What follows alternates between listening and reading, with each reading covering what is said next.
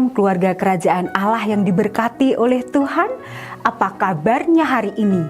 Tetap semangat ya.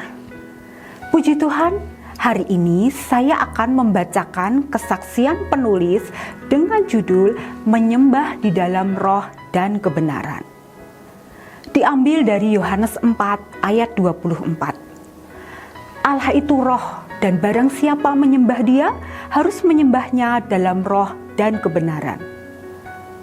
Pada awal bulan Juni, saya mengadakan perjalanan ke kota kelahiran saya, Yogyakarta, dengan tujuan untuk berziarah ke makam anggota keluarga saya yang sudah meninggal beberapa waktu yang lalu.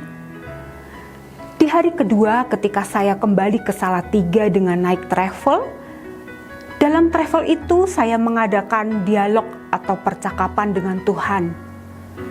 Singkat cerita, saya berkata kepada Tuhan, bumi dan surga itu kan jaraknya sangat jauh ya Tuhan. Bagaimana bisa manusia menjangkau Engkau?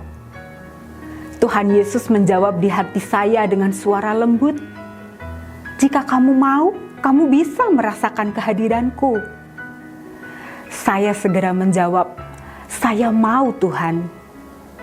Kemudian di akhir percakapan itu, Roh Kudus menuntun saya untuk menyembah Dia dalam roh dengan menggunakan bahasa roh pribadi dengan suara yang sangat pelan seperti sedang berbisik. Di dalam penyembahan dan doa pribadi saya kepada Tuhan bersama Roh Kudus itu, Dia mengatakan bahwa aku atau Roh Kudus itu nyata.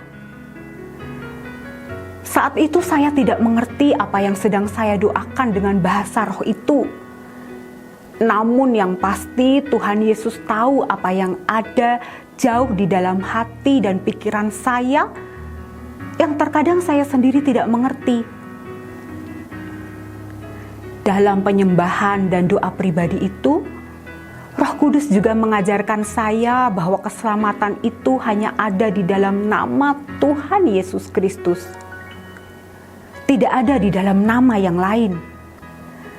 Meskipun saya sudah tahu kebenaran ini ketika membaca Alkitab, namun firman itu seperti dihidupkan kembali dalam hati dan pikiran penulis. Dari cerita ini, penulis diajar kembali oleh Roh Kudus tentang arti menyembah Dia dalam roh dan kebenaran.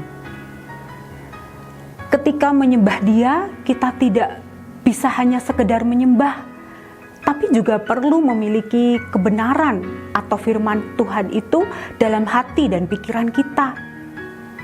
Agar ketika Dia memunculkan suatu pesan kebenaran itu di hidup kita, maka kita dapat dengan mudah connect dengan pesan Tuhan tersebut. Menyembah Dia bukan berdasarkan perasaan, namun dalam roh dan kebenaran.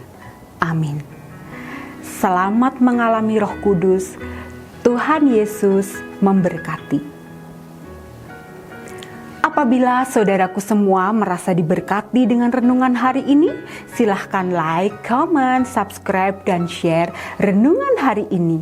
Terima kasih. Tuhan Yesus memberkati.